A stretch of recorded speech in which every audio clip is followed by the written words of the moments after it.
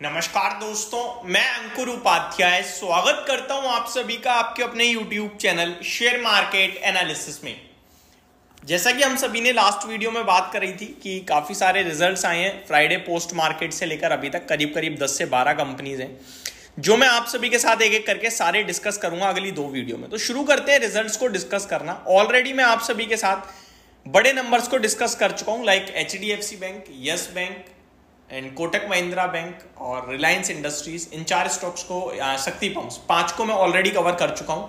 जिनको कवर नहीं करा है उन्हीं को कवर करेंगे और दिन के दौरान आखिरी वीडियो जो होगी उसमें तो एक बार सबका अपडेट मैं आपको दे ही दूंगा।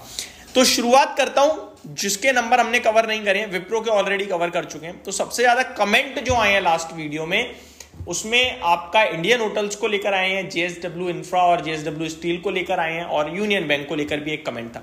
तो मैं आपके साथ सबसे पहले शुरू करना चाहता हूं, सीक्वेंस से करते हैं हम। इससे क्या होगा कि हमें खुद को कंफ्यूजन नहीं होगा हमने किसके कर दिए किसके नहीं करे, बाकी तो लिखा हुआ है सब यहाँ। तो पहले मैं आपको TRIL यानी ट्रांसफॉर्मर्स एंड रेक्टिफायर्स के बारे में बताना चाहूंगा। इसके बारे में कमेंट तो नहीं आया बट मैं बताता हूँ।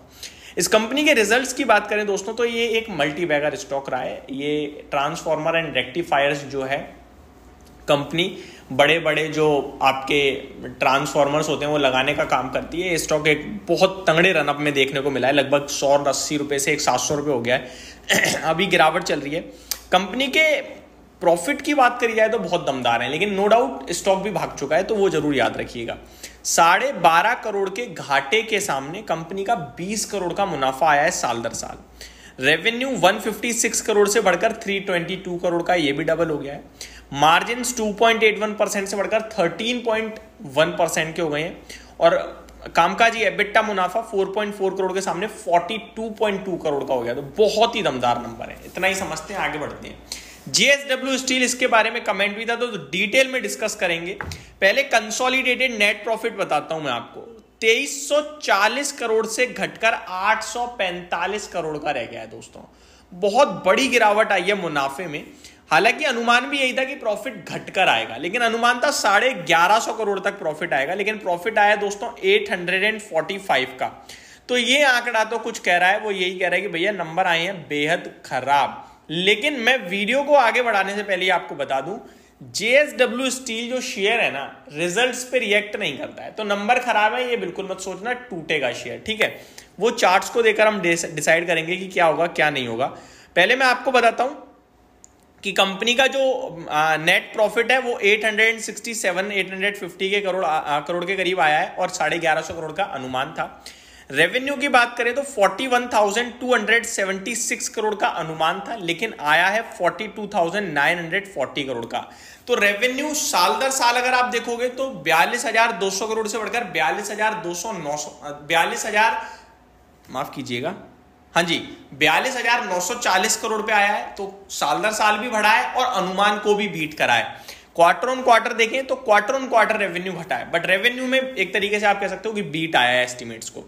मार्जिन्स में देखा जाए तो 16.69% से घटकर 12.83% पे रह गया है मार्जिन्स में बड़ी पिटाई पड़ी है और अनुमान 13.8% का था, तो हर तरफ से खराब नंबर है।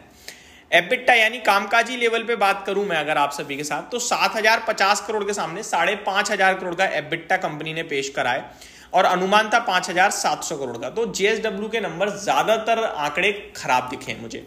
इंडियन होटल्स जिसका सबसे ज्यादा कमेंट था, तो इंडियन होटल्स के रिजल्ट्स को देखते हैं दोस्तों। ओरिएंटल होटल्स के बहुत खराब नंबर आए थे, मैंने आपसे कहा भी था। उसके बाद चार्लेट होटल, ओरिएंटल होटल, ये दोनों ही टूटे। अभी इंडियन होटल की बात करें तो इसके नंबर मुझे खराब नहीं दिख रहे हैं उतने, वैसे अच्छे ही दिख रहे हैं, कुछ दिक्कत दिख नहीं रही है एक्चुअली में। पहले मुनाफा 222 करोड़ के सामने 248 करोड़ पे आया है ईयर ऑन ईयर बेसिस पे। मैं एक बार क्वार्टर ऑन क्वार्टर भी चेक करूंगा सो दैट हमें ज्यादा अच्छे से चीजें समझ में आ सकें। इसको लेकर तो कमेंट भी थे।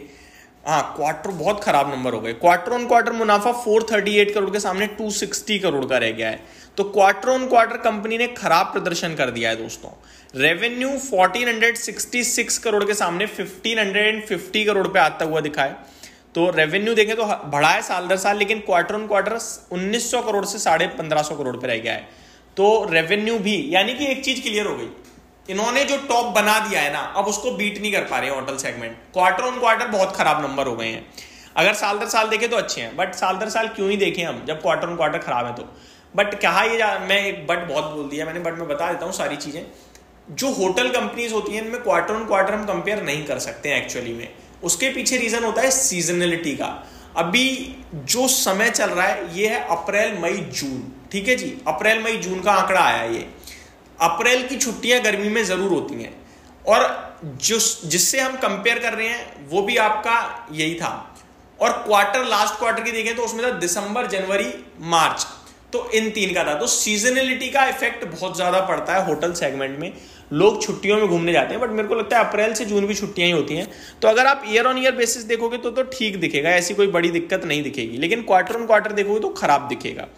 आगे बढ़ता हूं मैं मार्जिन पे। तो मार्जिन 27.29% से 29% हो गए हैं ईयर ऑन ईयर बेसिस। वहीं क्वार्टर ऑन क्वार्टर 35% के सामने 29% रह गए हैं।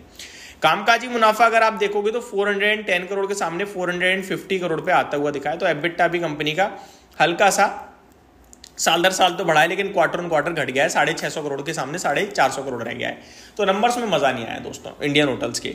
ये जरूर कहूंगा कि इस लेवल से अब तेजी करना नहीं बनता है फिलहाल, डिप आएगी तो देखेंगे। बाकी स्टॉक के इस क्वार्टर के नंबर अच्छे नहीं लगे हैं। ये मेरी तरफ से आपके लिए 3 स्टॉक्स के रिजल्ट्स हो चुके हैं। बाकी के अगली वीडियो में कवर करेंगे, चैनल के साथ बने रहिएगा। Thank you so much for watching this video. Have a great day guys.